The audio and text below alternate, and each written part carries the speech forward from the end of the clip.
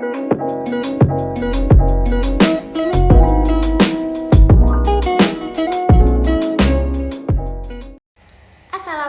warahmatullahi wabarakatuh. Kembali lagi bersama saya Audiba Kamila. Pada video kali ini kita akan membahas mengenai angkatan 66 dan angkatan 80-an. Angkatan 66. Angkatan ini ditandai dengan terbitnya majalah sastra Horizon. Banyak karya sastra pada angkatan ini yang sangat beragam dalam aliran sastra.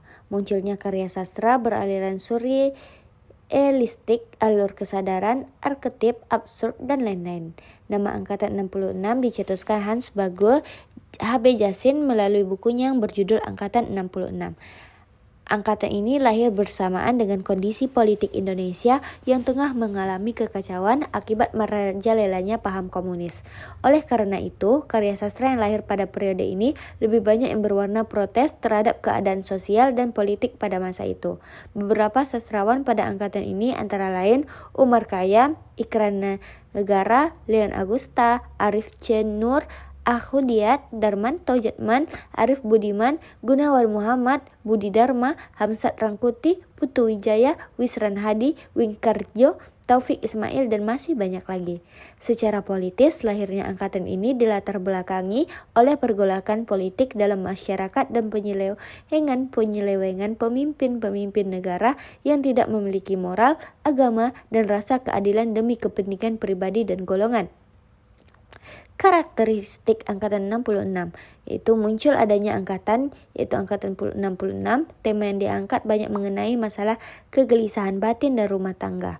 Arti penting saja angkatan 66 pertama bukanlah sebagai seni tetapi merupakan curahan hati khas anak-anak muda yang mengalami kelegaan perasaan setelah masa penindasan. Selanjutnya ada angkatan 80. Kelahiran sastra pada angkatan 80-an diwarnai dengan aturan-aturan yang ketat dan dipengaruhi oleh kegiatan politik. Sastra angkatan 80-an ini lahir pada saat pemerintah Soeharto di era Orde Baru, yang dimana pada masa era Orde Baru memiliki ciri semua keputusan berproses pada presiden dan hak suara rakyat sangat dibatasi. Sastra angkatan 80-an memiliki peraturan yang memberatkan para sastrawan Indonesia. Sebuah karya yang dianggap berisi dengan provokasi dan mengancam akan segera ditindaklanjuti oleh pemerintah pada saat itu. Periode 80-an merupakan sastra yang dinamik dan bergerak bersama masyarakat dengan wawasan konstitusional. Berikut adalah nama-nama tokoh terkenal pada angkatan 80-an. Yang pertama Hari Wijaya, Margate, N. Hadini, Mira Wijaja, Ahmadun Yosi Herfanda. Karakteristik sastra angkatan 80-an itu cenderung mengangkat tema tentang ketuhanan dan mistikisme. Sastrawan menggunakan konsep improvisasi, menuntut hak asasi manusia seperti kebebasan. Bahasa yang digunakan realistis, bahasa yang ada di masyarakat, dan romantis.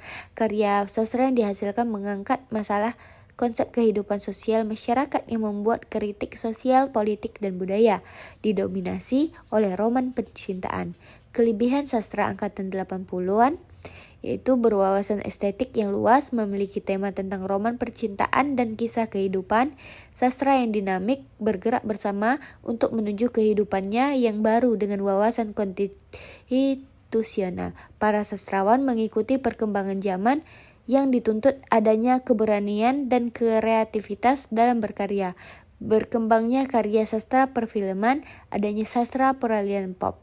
Kekurangan sastra angkatan 80-an diantaranya karya sastranya dibaluti oleh aturan-aturan ketat yang dibuat oleh pemerintah dan dipengaruhi oleh kegiatan politik pada saat itu. Karya sastranya dipengaruhi oleh proses depolitisasi sastra yang muncul tidak sesuai dengan realitas sosial politik. Selanjutnya kita akan menganalisis sebuah novel karya N. Hadini yaitu Pada Sebuah Kapal.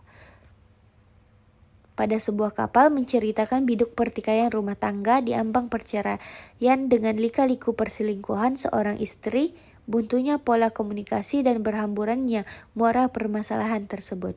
Sang suami dengan teguh berusaha mempertahankan rumah tangganya yang nyaris seperti kapal karam di tengah rentetan runtutan perceraian dari istrinya.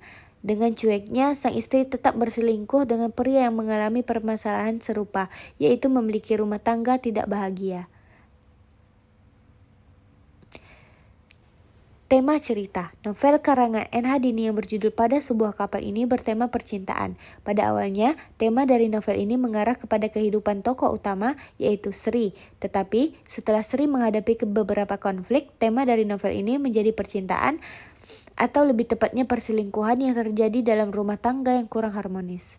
Selanjutnya ada sudut pandang. Sudut pandang yang digunakan dalam novel Pada Sebuah Kapal adalah sudut pandang orang pertama selaku pelaku utama.